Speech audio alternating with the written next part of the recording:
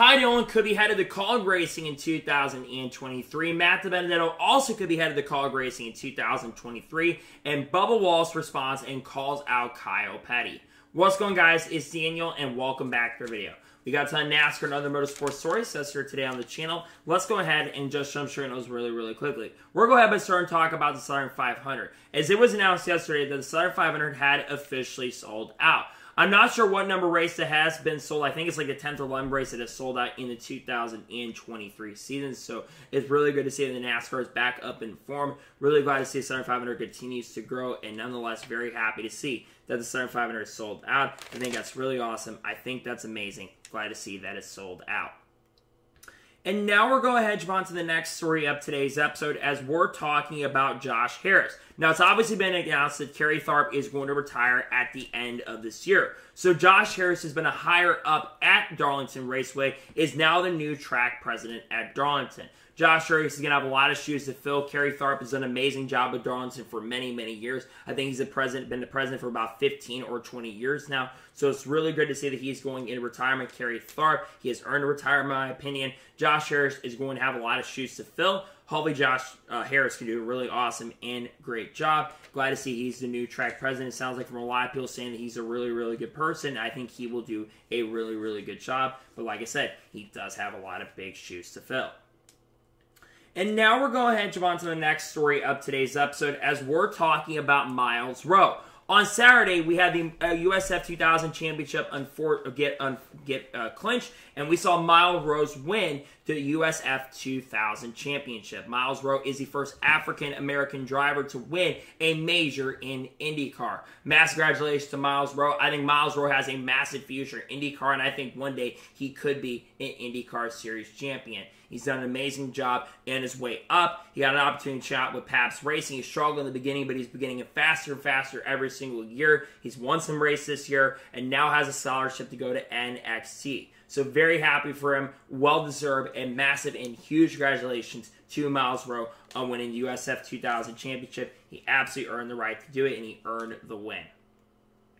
And now we're going to jump on to the next story of today's episode as we're talking about the Italian Grand Prix. Now, before the Southern 500 began, you also had the Formula 1 race in Monza with the Italian Grand Prix. And honestly, this is probably the most compelling F1 race of the 2023 season. And Max Verstappen did have to earn a win. Carlos Sainz got the lead early and dominated early, but Max Verstappen was just so much faster. Very difficult to pass. But Verstappen passed Sainz, I believe, on lap 15 or 16, and took the lead and never looked back and went on to win the race. Max Verstappen, a well-deserved win in my opinion. He has been extremely good this year. His 10th consecutive Formula 1 victory, which is a record in Formula 1, and now has a near 145 or 146 point lead over Sergio Perez. It's very likely at this point that he will lock up the championship in the next two races. This is the most dominant season I've ever seen in Formula 1, and nonetheless, massive congratulations for Max Verstappen. But even though Verstappen won another F1 race, I think it was probably, like I said, the best F1 race we've seen so far in 2023. It was overall a pretty good race. And now we're going to jump on to the next story of today's episode as we're talking about Diplo. As it was reported by Bob Pockrass on Thursday afternoon that Diplo will perform a pre-race concert at Phoenix with his alter ego, Thomas Wesley. Diplo is one of the biggest EDM artists in the world. I'm not as big a fan of his Diplo's music, though, to be honest with you, but it is really cool to see if someone's a little bit relevant is going to be doing the pre-race concert. Granted, I wish it was Morgan Wallen or maybe even Bailey Zimmerman coming to do the pre-race concert. But nonetheless, it's good to see Diplo's going to get a chance and opportunity to do the pre-race concert. Hopefully, he can do a really good job with the pre-race concert. But if you want my opinion, it may not do as good of a job as other people could probably do with the pre-race concerts. And now we're going to jump on to the next story of today's episode as we're talking about the IndyCar race at Portland. Now, the IndyCar race at Portland took place before the NASCAR Cup Series race for the Southern 500. And there was a really strong chance that possibly Alex Palou was going to lock up the championship in this race. Well, not only did Alex Palou go on to win his second IndyCar championship, but he dominated the IndyCar race at Portland and went on to win his fifth race of 2023, locking up the championship early. Well-deserved championship, in my opinion. Alex Palou has been dealing with a little bit of legal issues and legal trouble recently, but just an amazing race for Alex Palou. did what he had to do. He didn't even have to win the race. He goes on to win Portland in really dominating fashion. Had to hold off a hard-charging Felix Rosenqvist near the end of the race and still gets it done. He's going to be back with Ganassi next year. Chip Ganassi confirmed he'll be sure be back next year, which I think, why would you get rid of a guy that's been extremely good this year with your team? Nonetheless, congratulations to Alex Palou on winning the 2023 IndyCar Series Championship. He absolutely earned the right. He absolutely deserves it. Very happy for him and very glad to see that Alex Palou is your 2023 IndyCar champion and really glad to see he won the race as well. Now he can go to Laguna Seca and basically relax, but I think he can go out there and go back-to-back and get his 6th IndyCar win. And what's crazy now is that in only his 6-second start, he has now the 3rd most wins for drivers only under 60-second starts. So just amazing, incredible, and nonetheless, congratulations to Palou on picking up, I think, his 9th or 10th career IndyCar victory. Massive congratulations to him on doing that. And now we're going to jump on to the next story of today's episode as we're talking about the grass. Now, there's been a lot of conversation about grass in NASCAR, especially during the playoff media day availabilities, because some drivers said that we should remove grass. One of those being Kyle Busch says NASCAR needs to remove grass because he was really concerned about the Ryan Preece wreck and said that car just completely took off on him and just lost it on his own.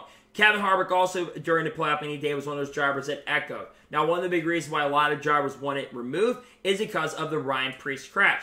Near the end of the race at Daytona National Speedway, Ryan Preece went completely airborne and was sideways up and over, and it was one of the scariest wrecks I have ever seen in my entire life.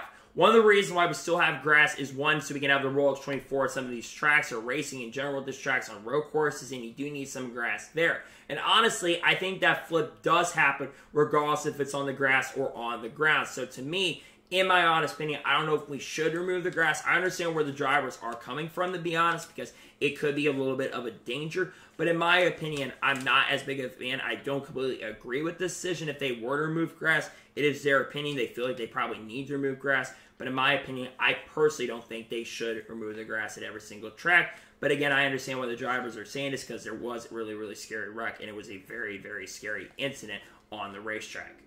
And now we're going to jump on to the next story of today's episode as we're talking about Romain Grosjean. It is officially reported by Bruce Martin and multiple other reporters, including Marshall Pruitt, that Romain Grosjean will not return to Andretti Autosport in 2024 as he has now become a free agent. Really unfortunate situation for Romain Grosjean. There's been a lot of rumblings, rumors, and speculation that this was going to be the final year for him at Andretti Autosport this year.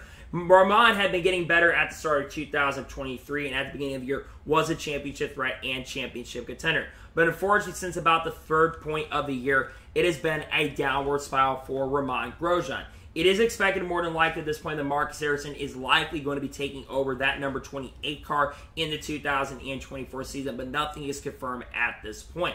Again, it is really unfortunate because I feel like Romain Grosjean deserves another chance and another opportunity to continue driving for the team. Now, my big question is, what team is he going to drive for? Some have speculated maybe Meyer Shank Racing, but a lot of people speculated where Felix Rosenqvist might be headed there. He isn't going to be going to Arrow McLaren. It sounds like Dave Lucas might be headed there next year for 2024. Overall, I am disappointed to see that Romain will not be back with the team. It's really disappointing. I think Romain is a talented driver. I know this year has not gone well for Romain, so it's disappointing to see Romain Grosjean is not going to be returning to Andretti Autosport in 2024. Again, he did have sponsorship, but DHL's been with Andretti for a long time, so a lot of sponsorship had already been there previously. So disappointing news, but not surprising or shocking because there's been some rumors that this was potentially going to happen, unfortunately. And now we're going ahead and jump on to the next story of today's episode as we're talking about Linus Lundqvist. As it was announced on Thursday that Linus Lundqvist will drive for Chip Ganassi Racing in 2024. And it's been announced he'll drive on a multi-year deal. While the number of sponsors and partners have not been announced on what he'll be sponsored with in 2024, many speculate he'll be taking over the number 8 car in the 2024 season. Linus Lundqvist, in my opinion, is one of the best talents coming up through the IndyCar ranks. He's made a couple starts this year with Meyer Shank Racing, and in those select starts with Meyer Shank Racing, he was extremely impressive and did a very good job with the team and organization. I think that Linus Lundqvist is going to be an outside championship contender next year. I still think if Alex Palou continues to be on the form that he's been the last few years, I think it's really going to be tough to beat Alex Palou. but I'm really excited to see this. It's going to be multiple years he's going to be with this team, and I think he will win a championship in the next few years. We've seen how dominant Chip Ganassi Racing's been. They've been the best organization for many, many years and for many, many seasons. I am so happy to see that Linus Sundqvist is going racing with the team. I think he's going to do an awesome, a really great job. Glad to see he'll be driving for Chip Ganassi Racing starting in 2024. And now we're going ahead to jump on to the next story of today's episode as we're talking about Kyle Busch. Now, we do have another Kyle Busch story to talk about later in this episode, but it looks like Kyle Busch may have a new sponsor for this upcoming weekend at Kansas, and that is Casey's. Casey's is a major gas station brand, I think, in the Missouri and Illinois area. It's a kind of local brand to me, and it looks, in my opinion, like a really, really awesome sponsor. Kyle, this would also be one of the more major brands and companies that have worked with Kyle Busch this year. He's working with other companies like Mark III Benefits. He's also worked with McLaren Custom Grills, which they've won races with that company this year. He's also worked with Morgan & Morgan. They're going to have a multi-year deal with that team, and I think Kyle Busch will be sponsored by Morgan & Morgan in the not-so-distant future as well, which, of course, that is a multi-year deal with that brand. I'm very happy to see that Kyle Busch has a new sponsor going this weekend. I think the car looks amazing. I think it looks incredible. And nonetheless, glad to see that Kyle Busch will be working with some new sponsorship for this upcoming weekend at Kansas. Really awesome looking car, in my opinion. And now we're going ahead and jump on to the next story of today's episode as we're talking about Cole Custer. Now, Bob Pockrass interviewed Cole Custer after the NASCAR Xfinity Series race and kind of talked about his race.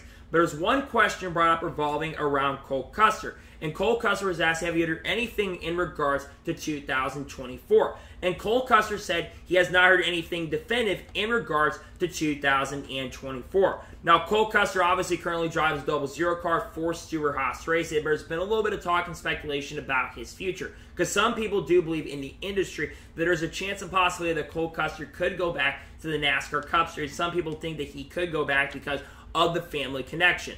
Now, Cole Custer's had a pretty good year in the NASCAR Xfinity Series, but I think he could have definitely been a lot better this year. Cole Custer scored 2 wins in the 2023 season, both of those coming on road courses, that being at Portland, and also coming at the Chicago Street Course. Now, do I think Cole Custer would, in the future, deserves a chance and opportunity to go back to the Cup Series? I think that is still up for determination, but I do believe that Cole Custer in the future could go back Cup racing. I would think if he does go Cup racing, it will be with Rick Ware, but remember that they don't have an SHR alliance. They have basically an alliance with RFK, and we know that Justin Haley is going to be going there in 2024. If you were to ask me what's going on with Cole Custer, I think he's going to remain in the Xfinity Series in the 2024 season because I think they want to keep him around. He's done a really good job with Stewart-Haas Racing this year, and I think he will remain in Xfinity 2024. But I think things could change really, really quickly, especially a lot of talk about a guy we're going to talk about here in just a little bit. Nonetheless, really glad to see that he's potentially got a great future, and it looks like he'll be staying in Xfinity, but we'll have to wait and see what happens if he does stay in Xfinity in 2024. And now we're going ahead to jump on to the next story of today's episode as we're talking about Parker Kligerman versus Sam Mayer. Now, if you watch the NASCAR Xfinity Series race on Saturday afternoon, you saw what happened late with around 5 or 6 laps to go in this race.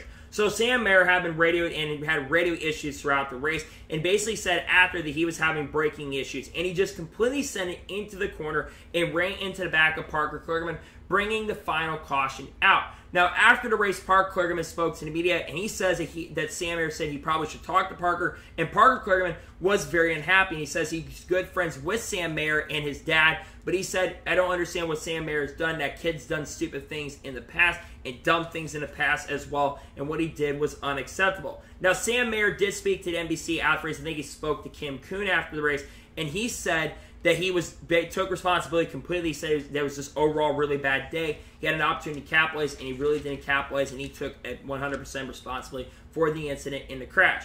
To me, Sam Mayer is 100% at wreck and 100% at fault for the crash because, again, you can't go in the corner. He just really sent the corner. Some thought it was an intentional wreck. To me, it wasn't intentional because, like I said, Sam had been dealing with brake issues throughout the race. I just think it was a bonehead move by Sam Mayer, who I feel like has been getting better in the 2023 season. He's been getting faster. He's been showing a lot more competitive speed. And it's a shame to see Sam Mayer does make a big mistake on the racetrack like that. Hopefully Sam Mayer can learn from these mistakes and grow from these mistakes and can do a better job going forward into the future. But nonetheless, in my opinion, just a big mistake by him, and I think Parker has every right to be upset considering Parker's on the bubble right now. He went below the cutoff line by 1 point, and Parker was probably going to be in good position to be 9 or 10 points ahead. Instead, Parker was below the cutoff line, so I 100% understand the frustration from Parker from the wreck and a mistake out on the racetrack, because in my opinion, he is 1,000% at fault for the wreck. And now we're going to jump on to the next story of today's episode as we're talking about Rajah Caruth. Now, Rajah Caruth did run the NASCAR Xfinity Series race on Saturday afternoon, and he had a really strong run, finishing in 16th place. Now, Rajah Caruth did speak to the media after race, including Toby Christie from the Toby Christie Group and Racing America, and Rajah Caruth says he is still looking for a ride for 2024. And races like he had on Saturday puts a lot of confidence into Rajah Caruth. Rajah Caruth, in my opinion, does deserve a ride for 2024. Obviously, it was announced about a week or two ago that GMS Racing is going to shut down at the end of this year. And we've kind of known that this has been coming for a very, very long time. It's been reported back in May when Carson Osbar was kind of doing his really cool interviews during the rain delay. And Rajah revealed to him that he did not have a ride for 2024. There's been a little chatter in the industry that some people were not sure what's going on with Rajah, but in my personal opinion, I do believe that Rajah Caruth deserves a full-time ride and opportunity. Rajah, I feel like he's been getting it faster and faster, and he's been doing a lot better out on the racetrack, has not been making as many mistakes. And I think that Rajah is on the verge of winning a truck race here in the future, and I could see him back in the truck series on a full-time basis in 2024. So let's speculate. Where do I think he's going to go next year? Well, there's a lot of options. First option could be Nice Motorsports. Obviously, Carson Osbar is likely going Cup racing with Spire Motorsports in 2024. That's going to be announced probably in the next 2 weeks, more than likely. So that could be a ride where he could end up going to. You've also got Spire Motorsports. Bob Pockers had reported, and Austin Canadian Motorsports Wire put this article out. It's been reported Spire wants to go full-time. Rajah is a former driver of Spire Motorsports, so that could be a potential possibility. You've also got Alpha Prime Racing. Rajah's been driving Alpha Prime Racing the last 2 years, and he's been doing a really good job with that team the last couple of years, and has been getting better in Xfinity. And I also think Junior Motorsports could be an outside chance and possibility as well. We've seen improvement from Rajah. I think there's a chance and possibility that he could go racing full-time in Xfinity, but also could race in trucks. Nonetheless, I really hope and pray that we could see Rajah Caruth racing full-time. I think he deserves a chance and opportunity to run full-time in the 2024 season, because in my opinion, he has done a really awesome and good job. And now we're going to jump on to the next story of today's episode as we're talking about Carson Hocevar. It was announced on Friday that Carson Hocevar will drive the 42 for Legacy Motor Club at this week's race at Kansas and next week at Bristol. Carson Hocevar has already driven the 42 car this year. He drove in yesterday's Southern 500, and he was extremely impressive. He ended up running in the top 20, top 21 pretty much all night long, which is the best that 42 cars ran all season long, and he got the best intermediate finish for the 42 car in the 2023 season.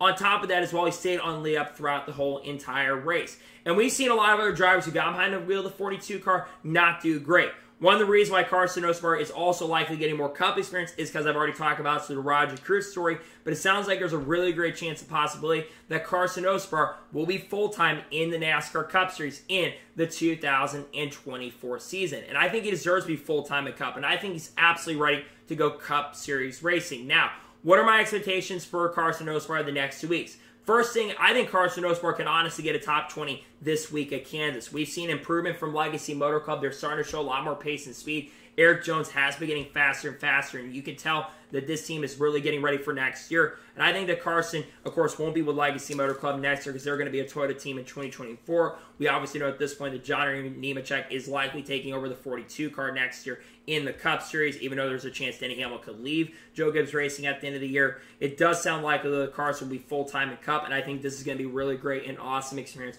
for Carson Hocevar. So, nonetheless, really happy for him. Glad to see that Carson Hocevar will be in the Cup Series this next couple weeks. It'll be really great and awesome experience for him. And we'll run double duty as well because he's also, of course, competing for the Truck Series Plus and, of course, locked his way into the next round. And pretty much locked his way, I should say. Glad to see Carson will get some more Cup Series experience, though, at Kansas and Bristol. And now we're going to jump on to the next story of today's episode as we're talking about 2025 NASCAR. Now, Justin Marks went on Sirius and NASCAR Radio on Thursday, and he basically was reported on Friday as well by Sirius and NASCAR Radio. And Justin Marks says that teams are going to look a lot different in regards to size and where the teams are going to look in 2025. Now, we're going to talk about business model negotiations here in just a little bit. But we're getting really close to those business model negotiations being announced. It sounds like 2025 we're going to have a new business model deal. Obviously, we also are going to have a new TV deal as well. And a lot of teams are looking to expand into the future. Here's the teams that do want to expand. Trackhouse Racing, they want to expand to a 3-car team in the future. RFK, Brad Keselowski stated publicly that he wants to expand RFK and kind of reiterated that during the playoff media days that he does want to expand RFK once again. You've also got other teams like 2311 Racing. They want to expand to a 3 or 4-car team in the future, and they may be looking even to do that in 2023. Spire Motorsports is another organization that wants to expand. I would imagine a Kaulig Racing is also looking at wanting to expand as well. I think the sport is going to look a lot different. There's obviously talk about Stewart-Haas Racing in the future, maybe selling a couple charters and opening up that can of worms for the future. But I do believe that there is going to be a lot of changes coming into the sport. And honestly, I think another thing that's going to change is the charter system. There's probably going to be a change. Teams want a permanent. NASCAR's having a hard time coming together on that area and that front. But to me, I think the sport is going to look a lot different going into the future. And honestly, I am really excited about the future. Granted, I'm worried about the future in some senses, but I'm also really excited about the future in some senses as well. So we'll see what happens in regards to that when it does come to the business model. But it does sound like currently at the moment that there's going to be some pretty big changes coming with the business model in the future. And now we're going to jump on to the next story of today's episode as we're talking about Ryan Preece. Now, obviously, if you watch the NASCAR Cup Series race at Daytona, Ryan Preece had a really, really scary and really bad crash. Ryan Preece, of course, was medically cleared to race this past weekend at Darlington, ended up finishing in 28th place. But before we took the green flag, and on Saturday before we even had qualifying, Ryan Preece spoke to the media, and he basically took off his sunglasses and basically had his blood vessels burst, because when you have big wrecks like that, you basically had that happen. Now, Ryan Preece says he can see perfectly fine, and he says that's a pretty normal thing when it comes to crashes like that. It shows one thing that Ryan Preece is one tough person. He's really, really tough to get back on the racetrack and wanting to go race once again. He says he feels fine. It's just amazing and incredible to see that Ryan Preece is able to race this weekend, while SHR kind of struggled, even though I will say Ryan Preece is the only one that really struggled this weekend at Darlington. It was really great to see that Ryan Preece was back on the racetrack and racing once again after one of the most scariest wrecks I have ever seen as a NASCAR fan. I think that was the scariest wreck I've seen probably since the Michael McDowell crash in 2008, or even the Kyle Larson wreck in 2013 at Daytona, or 2015 Austin Dillon. I think that was probably the scariest wreck for sure, though, in the next-gen era so far. It was one of the most wildest wrecks I've ever seen. But it was amazing and great to see Ryan Preece race, get back behind the wheel, and nonetheless really glad to see he got to race in that car this weekend. He did a decent job, the best he could in my opinion, and nonetheless it was quite great to see Ryan Preece back behind the wheel despite a really scary and really bad crash. And now we're going to jump on to the next story of today's episode as we're talking about business model negotiations. Now, there is a new business model that is expected to be announced in the next year, and that business model is supposed to go through 2024. That also is the year the TV media contract is expected to be announced. There's a lot of talk that you've got companies like Turner coming into play with TNT potentially, and also Amazon's coming into play. But then you have the business model negotiations. Now, during playoff media days, Denny Hamlin spoke on that. And Denny Hamlin was asked, how are the negotiations going? And he says they are not going very well at the moment. Denny Hamlin says that they are going through and basically are not asking for an insane amount of stuff. And he says that Jim France is kind of against the situation. Now, what exactly is going on with the business model? And why are negotiations going bad? Well, there's one major reason, and that is the charter system. So you have two sides of the situation. You have the teams. The teams, they want to make the charter system permanent because how much they spent, we know the charters have gotten really, really expensive. The numbers we've been hearing is around $40, $50 million, and those numbers continue to agree, seems like, on a month-to-month basis. Sometimes those numbers can't be true, but the charter system they are wanting to make permanent. NASCAR doesn't want to make the charter system permanent. They want to keep the charter system around, and Jim France wants to keep it around, but he doesn't want to make it permanent so they can make adjustments. What a lot of them feel like in NASCAR is if they make it permanent, they can't make changes to the charter system. So that is what's holding up the business model, because it's expected when it comes to the next business model deal that the teams and the drivers are going to get a bigger piece of that pie. Currently, the tracks get 65% of the TV revenue. The drivers and the teams get 25%, and NASCAR gets 10%. It's expected the tracks are probably going to be cut down about 45, probably to 50%. The team's probably going to get closer to 40, 30 to 35% of that money, or even close to 40%. And then, of course, you have NASCAR's probably still going to get 10% of the money that they can put into their own stuff. To me, it's a really tough situation. I understand where NASCAR is coming from in this situation, but I also understand where the teams are coming from. Because in my opinion, they want a reasonable deal. And I can't blame them for wanting a reasonable deal when it comes to the price of these charters. They spend a lot of money to invest into these charters, and they spent a ton. So I completely understand where the teams are coming from. But again, they want their investment to be permanent. And I can't blame them for wanting it to be permanent. And you got to be a little worried about that. The fact that they're not going well, and we're getting close to the end of 23, I should say, is really concerning. Now, they do have till the end of 2024 to get this deal finalized, but they probably want to have this deal done by the end of this year. And the fact that they still have not come to an agreement or the deal isn't done is really, really concerning and is not promising. So it is a little concerning for sure that we're still having issues with this business deal. Hopefully they can get it resolved in the future, so we're not talking about this going down the road. Hopefully this is a situation that can get resolved in the future, and we're not talking about this in the future. And now we're going to jump on to the next story of today's episode, as we're talking about Alex Bowman versus Daniel Suarez. Now, during the Southern 500, there was a lot of wacky stuff that ended up happening. But the most wacky thing and craziest and probably stupidest thing that's happened was what happened between Alex Bowman and Daniel Suarez. So, coming to, I believe, around 40 or 41 or 42 laps ago in the Southern 500, you had the crash between Alex Bowman and Daniel Suarez. So, coming down the front stretch, Alex Bowman and Daniel Suarez, I believe, were fighting for about 8th or 9th position out on the racetrack. And Alex Bowman put one block down to the bottom, and then he put another block on Daniel Suarez. Then Alex Bowman comes up the racetrack, and they both end up wrecking each other and, unfortunately, collecting Harrison Burton. We saw Dale Jr. trying to defend Alex Bowman, but obviously Dale Jr. has a partnership with Ally, so that doesn't surprise or shock me that he's trying to defend Alex Bowman for that. But Jeff Burton, also in the broadcast booth, was very unhappy. Now, after that happened, Daniel Suarez spoke to the media, and he says he called Alex Bowman's move very, very dumb, and he says that that's not the first time that he has done that before. Then Alex Bowman went on basically their interview, and he said that he called him dumb. He says he's seen Suarez done that before. And then basically, Alex Bowman then went on social media after the race. He took accountability and responsibility for the wreck. I think they actually went, to a restaurant like Waffle House or something like that, or Arby's, to kind of resolve the beef. But again, he went there to resolve the beef. Now, look, let's talk about my opinions. Alex Bowman's had a rough year in 2023. There's no question on that. And I saw people blaming Daniel Suarez for the wreck. But in my opinion, the blame completely goes to Alex Bowman, because that, in my opinion, was a bonehead move by Alex Bowman.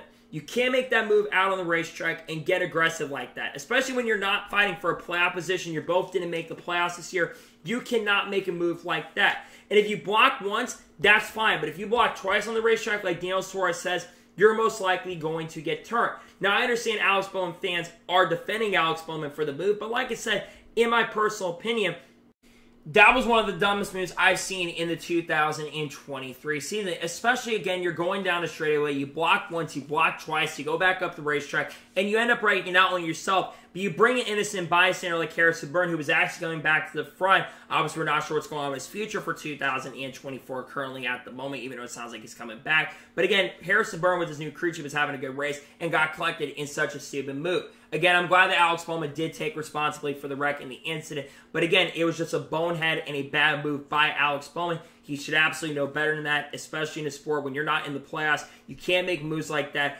Otherwise, you're going to get called out by a lot of competitors. And in my opinion, he absolutely deserves to get called out for that, because that was a bonehead and stupid move on Alex Bowman's part. And I'm glad to see a lot of people, including the media, are calling him out for that, because in my opinion, he absolutely deserves, and he deserves to take responsibility for that, because in my opinion, he absolutely was at fault for the crash and for the incident. He absolutely is at fault for the wreck.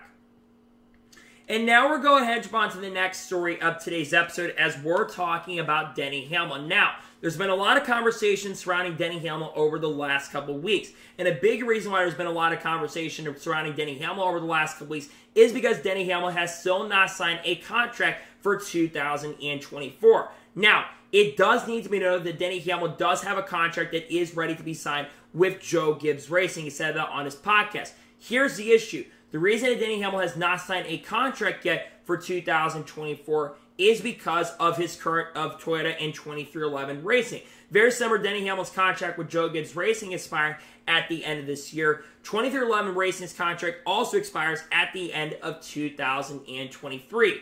And until we know that that deal is done, we're not sure if Denny Hamlin is going to return. Now, I've talked about this on the channel quite a bit. I talked about this in the Silly Season update earlier this week on Friday. But until basically 2311 Racing, there's been a lot of conversations that 2311 Racing could head to Ford in 2024 if they cannot agree to a deal. Now, Denny Hamlin obviously does want to return to Joe Gibbs Racing in the 2024 season.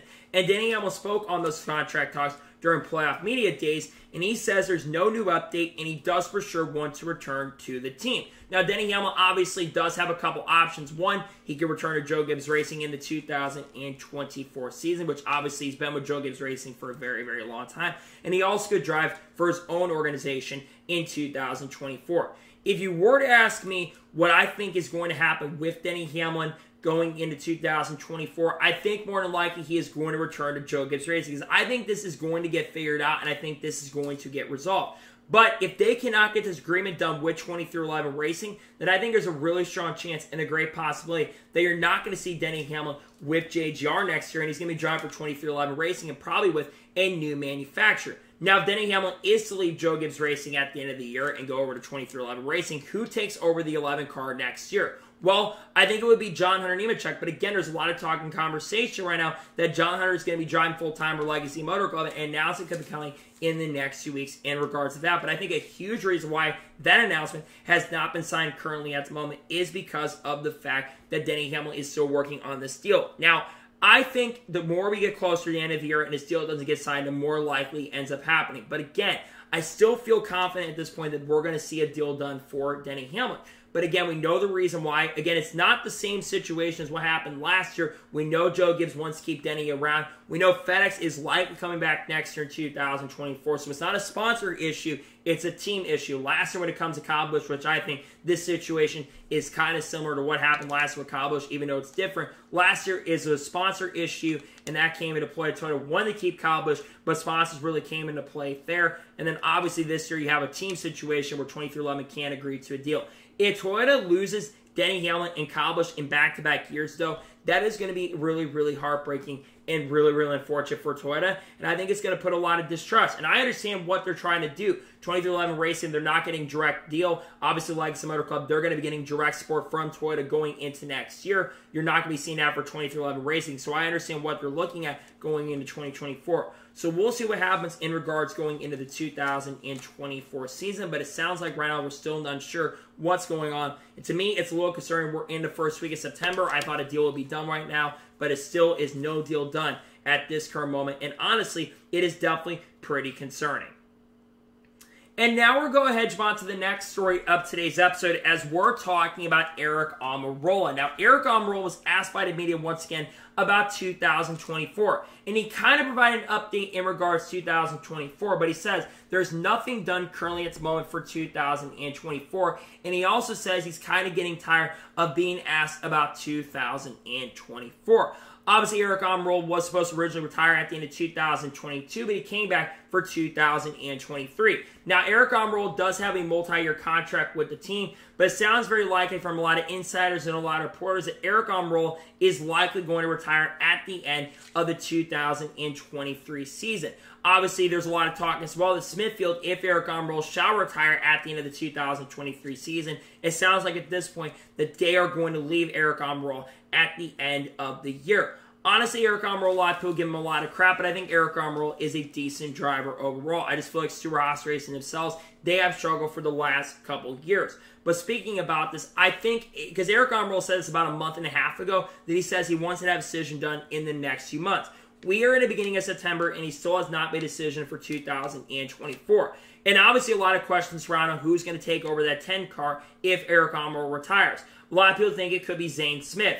Zane Smith is the favorite for the 10 car currently at the moment. Obviously, Zane Smith has a lot of talent. He's now going to Cup racing with Front Row next year. There's a chance he could go back truck racing with Front Row, but Zane Smith has publicly stated that he does want to go Cup racing in the 2024 season. If you want my honest opinion, I think Zane Smith is absolutely ready to go Cup racing in 2024 of how well he's done in the Truck Series, and also does have a top 10 in the Coke 600. And remember, he almost won Cup racing in 2022 with Chip Ganassi Racing if they were to come into the sport and stay for the next year, but obviously they decided to leave at the end of 2021 and sold their team and their offers to Trackhouse Racing. So at this point, I think if it happens, I think you're going to see Zane Smith. A lot of people mention Matt DiBenedetto, Haley Deegan, but I don't think they're even close to being ready for that ride. I think we'll talk about Matt DiBenedetto here in a little bit as well, but I don't think that's going to be the case. So we'll see what happens in regards to that when it comes to whoever takes the 10 car going into next year if Eric Almirola does retire. But it sounds like at this point it's becoming more and more likely that it's going to happen.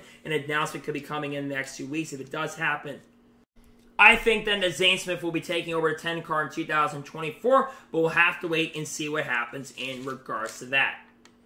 And now we're going ahead and jump on to the next story of today's episode as we're talking about Kyle Busch once again. Now, we've got a lot of stories revolving around Kaulig Racing late in this episode, speculating who could be driving these select cars.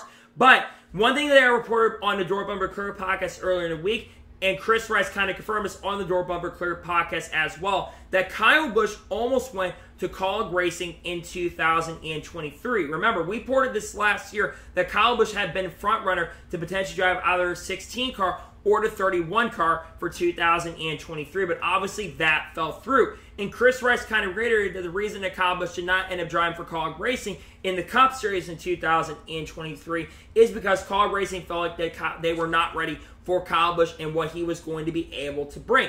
Now, Kyle Busch obviously at the time did not have a ride for 2023 at the time, and like I said, we had speculated Kyle Busch was very likely going to be headed to Kaulig Racing at the time for 2023. Now, if Kyle Busch had gone to Kaulig Racing in 2023, I don't think he goes on to win 3 races like he's had with Rich Schultz Racing and probably doesn't make the playoffs. So I will say Kyle Busch probably would have gotten the best equipment in that car and in those cars and probably done a really good job helping the team grow. And they would have had a championship caliber driver in their organization. But then obviously we now know that Allmendinger took over the 16 car, and Allmendinger we'll talk about here in a little bit as well. But speaking of, gotta get back to Kyle Busch then inevitably, of course, ended up driving for Kaulig Racing, but not in the NASCAR Cup Series, but he ended up driving for them in the Xfinity Series. And let's be honest, his time in the Xfinity Series with the team hasn't really gone that great. He didn't win a race with them, unfortunately, which is the first time that Kyle Busch has not won a race in the NASCAR Xfinity Series he's competed in since 2012 when he drove for his own organization, Kyle Busch Motorsports, when they were in the Xfinity Series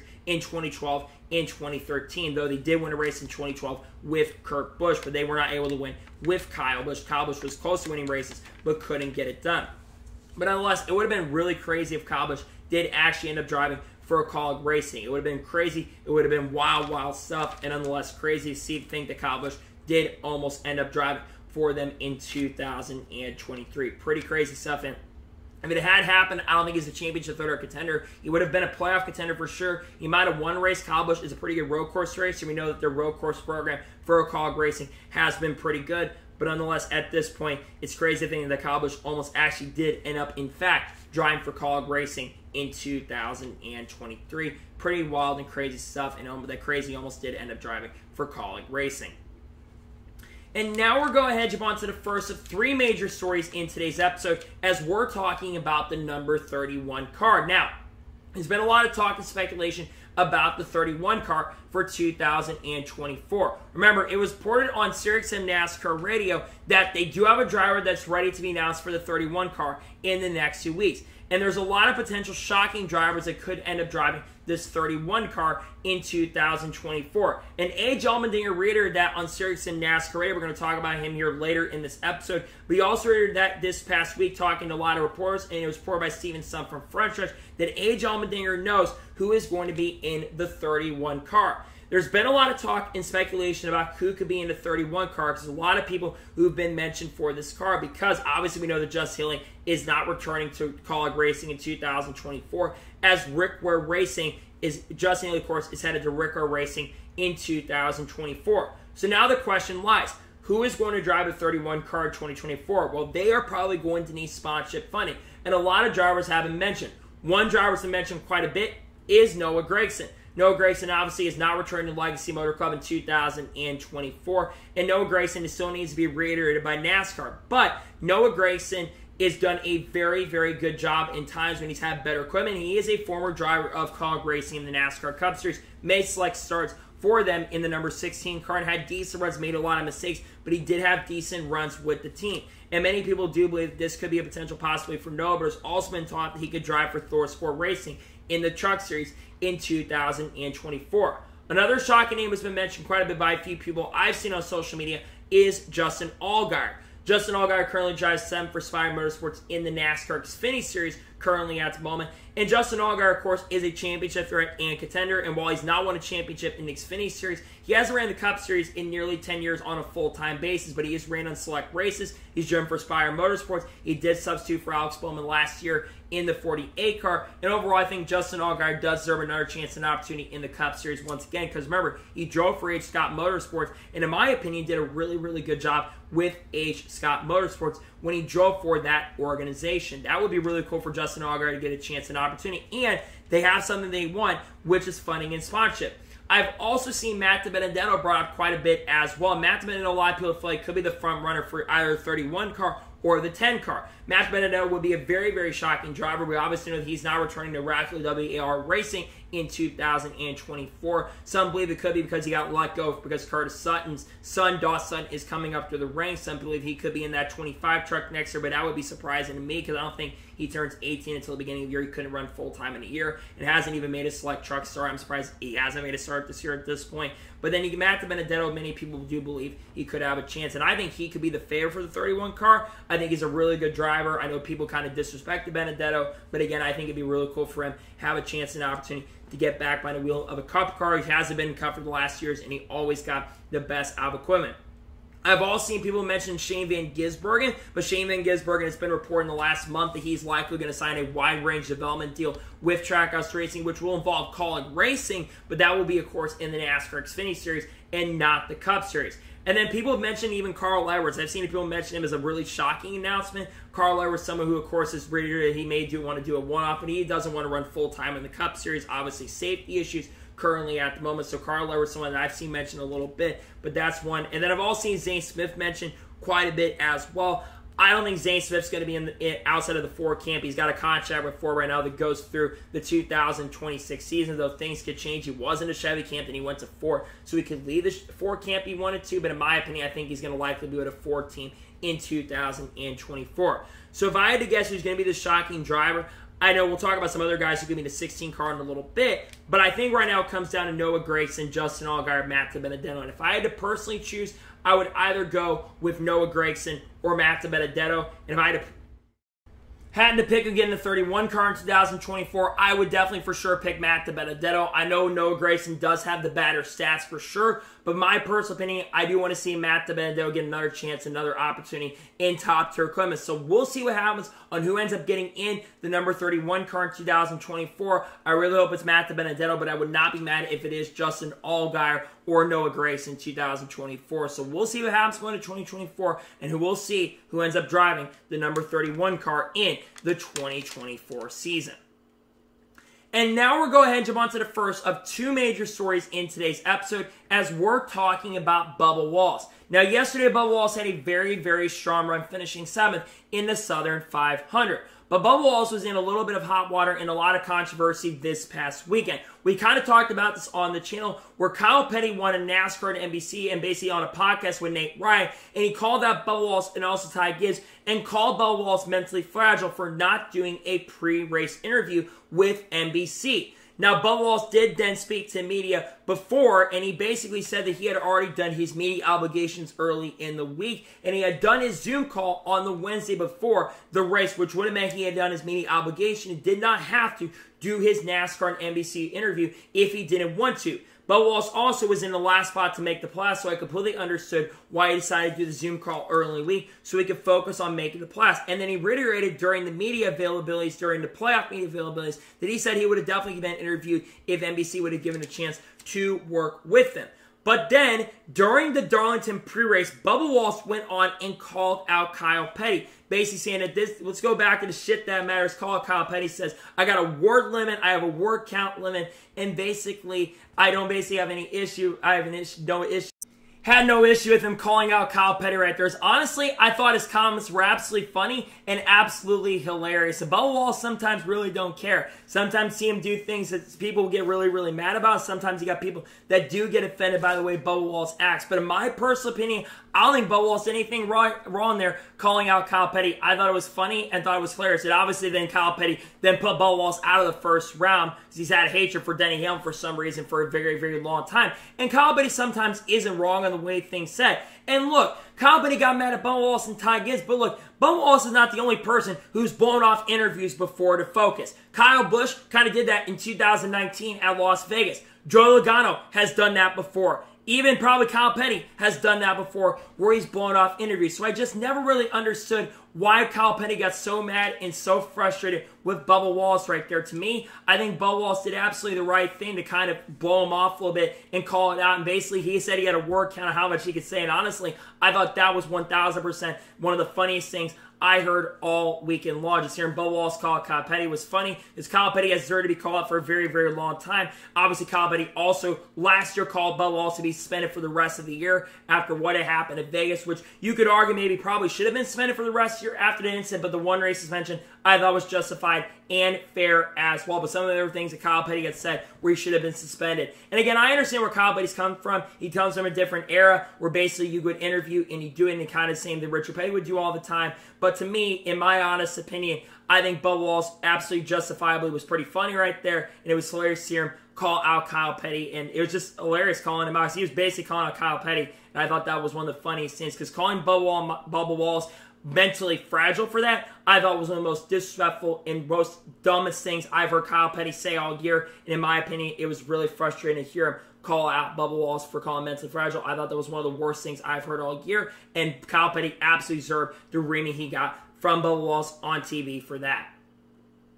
And now we're going ahead and jump on to the final major story of today's episode, as we're talking about Kaulig Racing once again. Now, we've already talked about this 31 car for 2024 and them having a driver set for next year. But we haven't talked about the number 16 car yet. Now, there's been a lot of talk and speculation about who could take over the 16 car in 2024. And according to PRN's Lee Spencer, who works at CatchFence.com, she basically put out that she has heard that Ty Dillon and Daniel Hemrick could be the two lead candidates to take over the number 16 car in the Cup Series in 2024. She didn't report this. She said that there's a possibility that both those drivers could end up taking over the 16 car in 2024. Now, AJ Allmendinger later went on SiriusXM NASCAR Radio on Friday and reiterated this on Saturday as well, speaking to the media. AJ Allmendinger confirmed that he will be back with Kaulig Racing in 2024. But AJ did say publicly that he may not be back. It could be in the Cup Series full-time next year in the 16 car, and also could be in the Xfinity Series in 2024. There's been a lot of speculation, a lot of conversation in the industry. There's a really strong chance, possibly, that Allmendinger may be headed back to the NASCAR Xfinity Series in 2024. When you look at AJ Allmendinger's numbers this year, he nearly made the playoffs and had a chance to make the playoffs this year. But honestly, if he would have made the playoffs in 2024, he probably would 1,000% be back in the Cup Series for sure. But let's be honest with ourselves. AJ Allmendinger did an amazing job in Xfinity Series the few years he's been in there. He won a lot of races with Kaulig Racing in Xfinity. He, of course, had a chance to win the 2021 championship, made the championship for that year, had a really great win at Bristol, was really great on the road courses, and last year also won a few racing cup as well. And don't get me wrong, this year in Xfinity, he had a few wins in Xfinity, winning at Nashville and also winning at Coda, but it's been an up and down year in those select Xfinity races as well. But I think Allmendinger has had a lot more fun in Xfinity than racing in Cup. So I think there's a great chance he is back in Xfinity Series next year.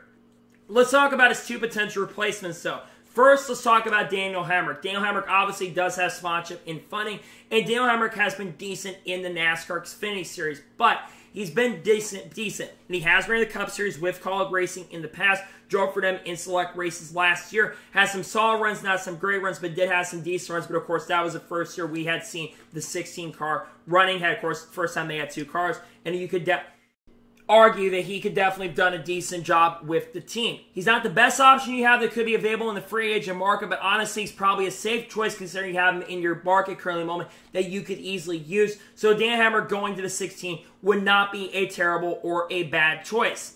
Let's talk about the other driver, though, that being Ty Dillon. Now, there's been a lot of talk and conversation that Ty Dillon will not be back with Spire Motorsports in 2024. Some are speculating that he could be headed to the 16 car next year. If you want my honest opinion, Ty Dillon would not be a really, really great choice. Look at what's happened this year with Spire Motorsports. I know Spire Motorsports ain't the fastest organization in the world, but let's compare Ty Dillon to Corey LaJoie. Corey LaJoie has been in the top 25 in points all year long, has been doing a considerably good job with this team, and has scored some top 10s, even 1 or 2 top 5s this year. Ty Dillon has only had 2 or 3 top 20 finishes. I know the 77 car is not the main focus with the team, but Ty Dillon has just never really achieved great in the competition. On top of that, last year, when Petty GMS was actually a pretty solid team overall, Ty Dillon only scored 1 top 10 in 2022. Eric Jones scored 9 or 10 top 10s and won the Southern 500 and was almost in the top 13 or 12 in points on consistency.